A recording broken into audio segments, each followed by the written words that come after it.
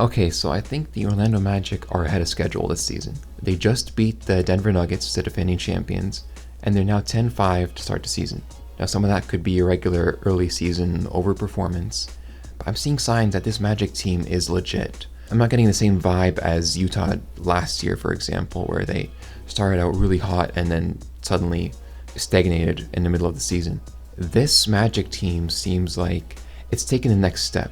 Now, I'm not going to say they're contenders or anything, that's kind of a stretch, but I will say I previously predicted them to be a fringe play-in team this season.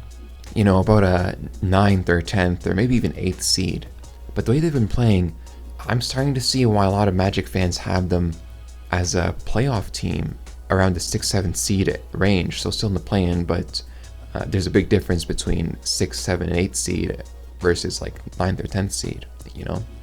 And the reason I think this is not just some early season fluke is because this version of the Magic has built their identity around their defense, which is the best in the league so far. I think it's tied with Celtics or even just a little bit under, but last time I checked it was the best defense in the league.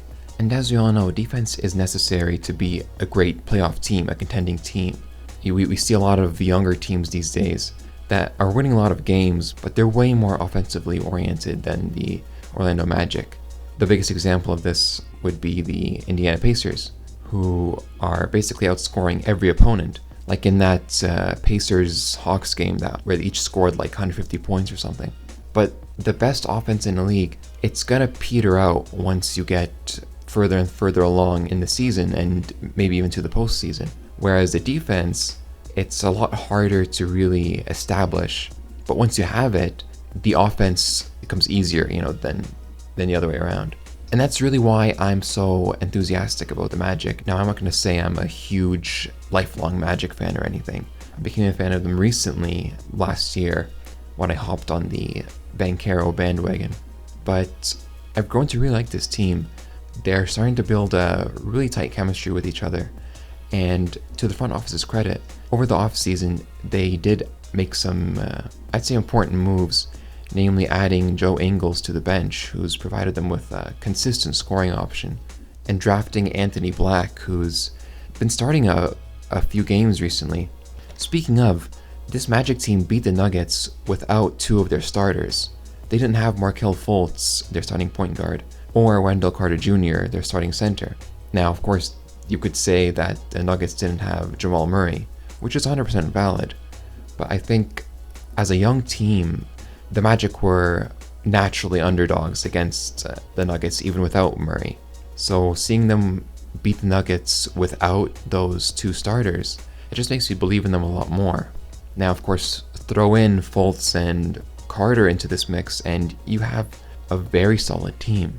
Even besides the big two of Franz Wagner and Paolo Banchero, you have some intriguing pieces in here. Now, the one everyone's talking about recently is Jalen Suggs, who's always been a good defensive player, but this year he's taken it up a notch. He's basically become their sort of a Marcus Smart type player for the Magic. He raises the energy of the team in so many different ways. He's the hustle guy.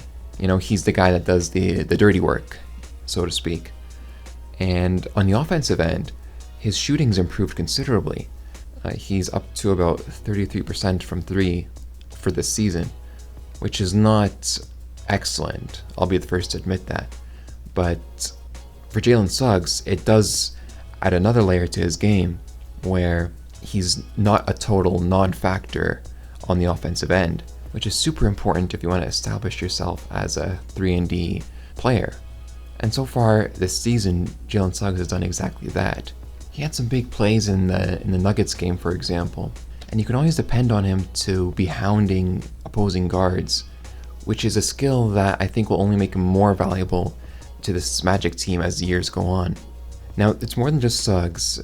The weird thing is, before this season, I would have put the Magic's top three as Banchero, Wagner, and Wendell Carter Jr. But the way Suggs has been playing, I see him as now a core piece. I mean, he was always going to be on the team for a while, but he's making himself more and more indispensable as the games go on. Now, of course, I do still see Wendell Carter Jr. as absolutely necessary. he's a great center in his own right, so I'm not taking away anything from him. But for the first 2 years of Jalen Suggs' career, he was always kind of seen as a question mark in terms of his ability to improve his offense to the point where the team can play him reliably. And it looks like he's doing that, so props to him. The other thing I'm noticing that's kind of telling me that this is a serious Magic team is that their bench is doing a lot more this season. Now, just in this Nuggets game alone, the Magic bench outscored the Nuggets bench by 58-25, which is insane, to put it lightly. Now, a lot of that came from the performance of Cole Anthony, who's basically been their off-the-bench spark plug. I think Anthony's a starter-level player in his own right, but off the bench, he's a valuable weapon. He just energizes those non-starter lineups in a big way, and he's joined this year by Joe Ingles, who's quite old, but he provides some veteran presence to the team, and he shoots really well. He even has some veteran ball handling skills as well. And also off the bench, you have Gary Harris, who's an excellent shooter in his own right. He shoots over 40% from three. And his defense is making a difference too. Now, I'm not saying he's going to be on any all-defensive teams, but he's certainly holding his own out there. And he certainly isn't some pure shooter. In other words, like, he actually has layers to his game. And rounding out the bench are the backup bigs, Mo Wagner and Jonathan Isaac, who both bring great things to the table. You have Mo Wagner, who's more of a scorer, who's been decent off the bench. And you have the defensive presence of Jonathan Isaac, who's been a big factor in helping this Magic team get the best defense in the league. I'm pretty sure they're the first. It could be Celtics, but either way, they're not that far off from first. Now, Jonathan Isaac, he's been on and off the team for the past few years. He's had a lot of problems with injuries, but he's been healthy to start this year. And just off the bench, he's been an excellent help defender. He's been pretty much everywhere on the court. And he's really the kind of player where if you have him coming off the bench, you're in a really good place, in other words. Now, I should give a shout out to Goga Bitadze, who is also another backup center, but he's been starting recently while Wendell Carter Jr. deals with a finger injury. Now, Goga comes to this team from the Pacers, where he didn't really make much of an impact, but on the Magic, he's really showing his stuff. Like, he's no Rudy Gobert, but he's certainly done a decent job protecting the rim. And I'd even say he's an important reason why that defensive rating is so good. He's been a surprise, that's for sure. And the last thing I just want to speak on is the improvement of Paolo Banchero, who we all know is the franchise player for this Magic team. And to start off the season, he was kind of slow. He didn't really get much attention. But as the games have gone on, and now we're at game 15, he's really showing that second-year improvement that I think everyone expected from him. His field goal percentage is up about 5 percentage points from 42 to 47%. And he's had a big increase in three-point percentage from 29.8% last year to 45% this year. Now, of course, that number is going to drop. There's no way he's staying at 45%.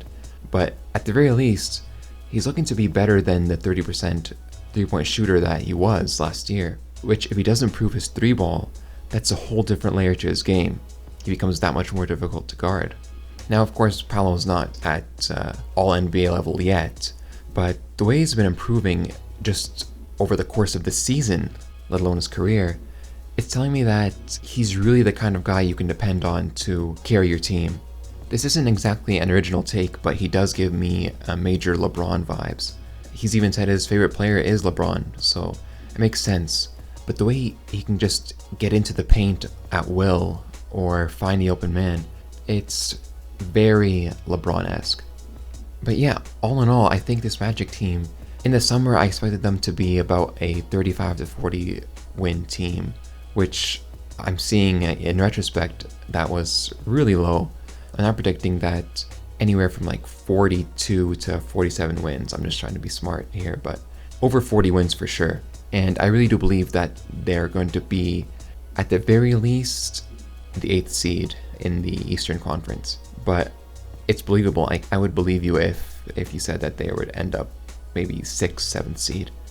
But yeah, I hopped on the Magic bandwagon late last year, and I think I'm going to stay there because after more than a decade of total irrelevance, the Magic's future is looking bright, honestly, and I really want to see where this team can go.